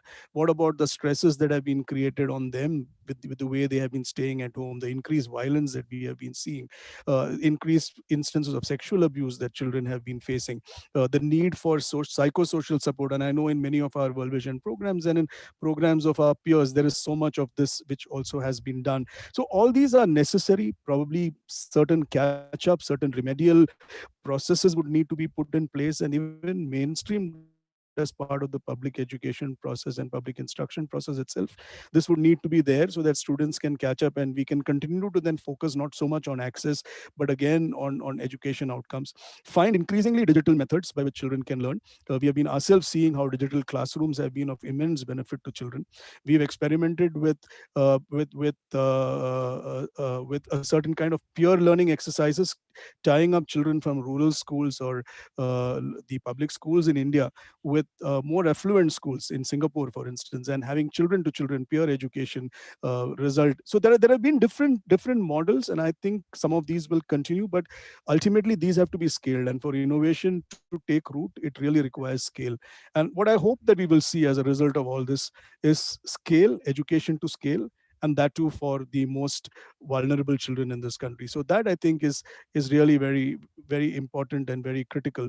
That I hope will emerge from the pandemic itself. There was a question on livelihoods, and I think yes, there is a need to integrate. World Vision itself in India has what is called the life skills education for transformation program, which helps children with life skills and going beyond just what are curricular learning to other learning which develops them, and linkages with larger players who are actually involved in imparting livelihoods education. So I would think that in this particular critical time, the need for civil society to come together, work with governments, with the Panchayati Raj institutions, the urban local bodies, with the government at large, and I think working together, I think is very, very critical at this particular point in time. And the role and place for the civil society, who sometimes have the last mile advantage of being present right there, and something which World Vision clearly has in being with all these thousands of communities where we are engaged right at the local level, sometimes in very, very remote places. I think that's a very important touch point that can be used in this whole process. So I do hope that the time that we have spent would be a time where there has been a useful exchange of ideas, and that through it sometimes you might also find some good mainstream ideas emerge as well. So all the very best as you continue your journey, particularly these very, very difficult COVID times. So I think that since this is not going away anywhere, I think our strength would come from learning to redefine what we do and do things in a far more innovative manner, even though we are facing sometimes very, very difficult external environments. So all the very best, and I really want to thank the World Vision India for organizing it, and all those who have participated, especially many of our peer organizations and others in the sector. It was also nice to catch up with Dr. Prem Singh, whom I have known from his Lal Bahadur Shastri Academy days, and it's nice to catch up with you virtually, Prem, again over this time. Thank you very much. Thank you, Mr. Cherian, for your wonderfully, you wrapped up all the things in brief, and it was really a valuable input, and we'll definitely take it forward. We have Dr. Sanjay Bhatt with us, joined, and we are eager to hear from him. He's a very eminent professional social worker and professor in Delhi School of Social Work. Over to Dr. Sanjay Bhatt. Thank you, Sanjay. Normally, after the valedictory, there is no space and scope to speak because participants make up their mind to go back. But thank you very much for giving me the time. I won't take more than 2 to 3 minutes to make few points. First of all, this was a wonderful exercise you begin, and World Vision must be congratulated for that. And I wish that you continue this dialogue and every 15 days or a suitable interval, whatever suits to you. But this is most important. The 2-3 major points I want to make, that COVID has come and COVID is going. And I have a very positive approach, and reading the reports, I believe that this is the time when we have to prepare the post-pandemic. And in the preparation of post-pandemic, the most important element is the teacher. So can we think of some programs where we should prepare the teachers to handle the lost link between school and children? That is very important, because that is going to define the readjustment of children in the school. So educational needs and emotional needs. both will be very, very prominent. Rather than, I will say, there will be more emotional needs. Children will be coming with them to the school, and probably we have to prepare for that. Second, that new education policy has brought a very important point, school complex. I will request Dr. Prem Singh that if he can speed up this concept. School complex is a concept where a social worker will be appointed for 3 or 4 schools, pooling of the resources and many other activities. There is a lot of defined activities, but there is a trained social worker to be appointed. I come from social work field. I know that what I train to my students, they are trained in psychosocial to managing the issues and managing the community and resources. I think this is right time that we should start the school complex, maybe on pilot basis, or if not, but that will be one wonderful idea if that can be implemented. Cherian sir has given a very important point that COVID has brought many things, and I believe that the new normal, and the new normal, if we remove the normal, new things have come after the COVID. So the peer learning, child to child education, I think will be a great idea to combat with the digital fatigue and to sometime even minimize the gap of the digital resources. I have resource my colleague, my classmate do not have. Can we have a child to child education program? World Vision have been always very innovative in making program. I just gave telegraphically 2-3 messages just to consider, because your webinar was saying solutions and I tried to search solutions. Thank you very much Dr. Sanjay and World Vision team which has given me this opportunity. Hope we will meet on some other platform and we will discuss. I'm always open, and my association, National Association of Professional Social Workers, is always open to have such kind of dialogue. Thank you very much for giving me opportunity. Thank you, Dr. Sanjay. I am based in Delhi. Definitely will catch up sometime. I will meet and find out a way forward how we can work towards the initiative that is being mentioned under the National Education.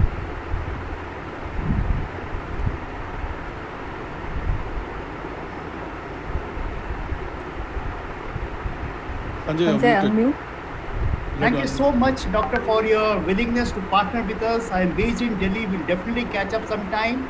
And your input of appointing a social worker in the school is really mind-blowing, which is also a part of this national education policy. World Vision definitely look forward to partner with Delhi School of Social Work on many innovative projects. We are really inspired by your presence. You have really, we value your presence in this webinar. And thank you so much. We'll catch up sometime. Bye-bye. Thank you, sir. Now is the time for vote of thanks.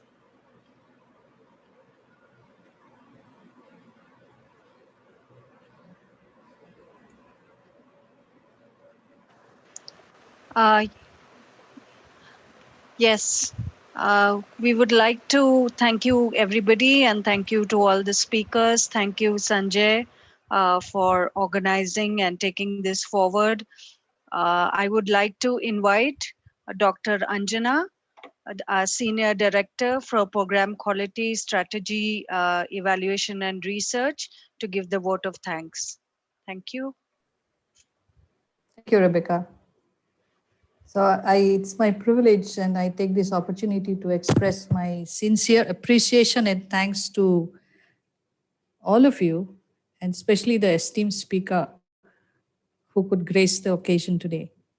Thanks to Eric Falt from UNESCO, Dr. Prem Singh from Niti Aayog, Dr. Sunita Gandhi from Getty, Ms. Annie Namala from CSI, Alodia Santos from World Vision International, Dr. Bhatt, Mr. Krishnamurthy, and Mr. Cherian Thomas from World Vision International. The valuable insights that were presented here by all our eminent speakers today will really go a long way in helping all of us to design very robust solution for the most vulnerable children. And that is what is required in a time like this. It's very critical, and we all need to put our heads together and to find a very robust solution. I also would like to thank all the valuable participants for making your time to attend this webinar, and also thank you for your valuable comments and your questions. I would also like to express my sincere thank to our National Director, Mr. Madhav Benamkonda, for your guidance and encouragement throughout the entire process of planning for this webinar. I also would like to thank our Group Director Operations, Mr. Jomun Baby, for guiding us all throughout the process. And last but not the least, I really would like to thank all my World Vision India colleagues who put their acts together and coordinated this event today. Thanks to each one of you. Have a good evening and stay safe.